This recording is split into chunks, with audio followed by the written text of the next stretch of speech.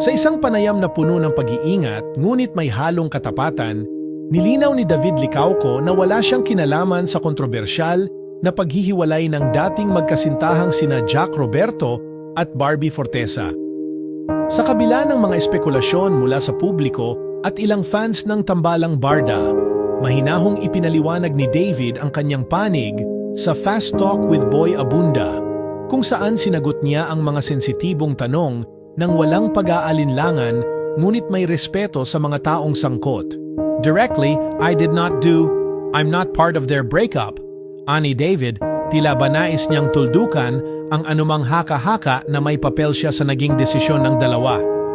Anya pa, noong magkarelasyon pa sina Barbie at Jack, halos wala raw silang komunikasyon ni Barbie. Hindi raw sila nagte-text o nagkukumustahan. At ito raw ay isang bagay na maaari niyang isumpa sa harap ng sinuman.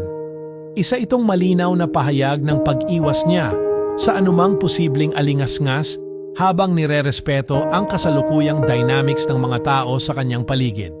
Ngayon daw, paminsan-minsan ay nagkakamustahan na sila ni Barbie, ngunit wala raw itong malalim na ibig sabihin. Para kay David, ito ay normal lamang sa pagitan ng dalawang taong nagkatrabaho nang malapit sa isa't isa. Good luck messages, simpleng kamustahan, at usapan tungkol sa trabaho ang bumubuo sa kanilang mga mensahe. Nang tanungin si David kung may posibilidad ba siyang manligaw kay Barbie, isang salitang puno ng posibilidad ang kanyang isinagot, "Depende."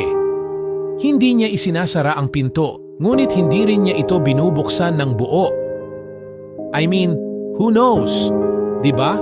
Whatever happens, happens. Ani David. Isa itong tugon na hindi nagpapakumpirma ngunit nagpapahiwatig ng bukas na posibilidad kung sakaling ang mga sitwasyon ay magtugma. Gayunpaman, nilinaw din niyang wala siyang partikular na intensyon sa ngayon at kasalukuyan lamang siyang going with the flow.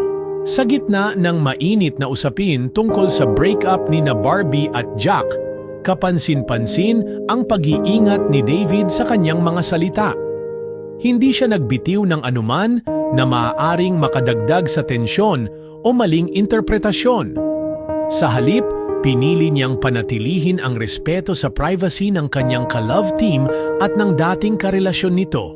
Hindi rin siya nagpakasiguro sa ideya ng panliligaw, kundi nanatiling bukas ngunit hindi mapilit. Nabanggit din niya na kasalukuyan silang walang teleserye ni Barbie, kaya ang mga pagkakataon nilang nagkikita ay madalas sa mga endorsements o commercials. Sa ganitong mga sandali, nagkakaroon sila ng panahon para magkwentuhan, mga usaping trabaho, personal na kamustahan, at minsan, mga bagay na walang malinaw na direksyon. We talk about everything and nothing, wika pa ni David, isang pahayag na puno ng lalim at pag-intindi sa isang koneksyon na hindi kailangang ipilit o lagyan agad ng label. Sa kabuuan, ipinakita ni David Licauco sa panayam na ito ang isang larawan ng isang lalaking may respeto sa mga taong nakapaligid sa kanya.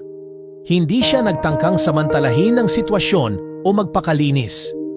Sa halip, pinili niyang maging totoo, ngunit mahinahon.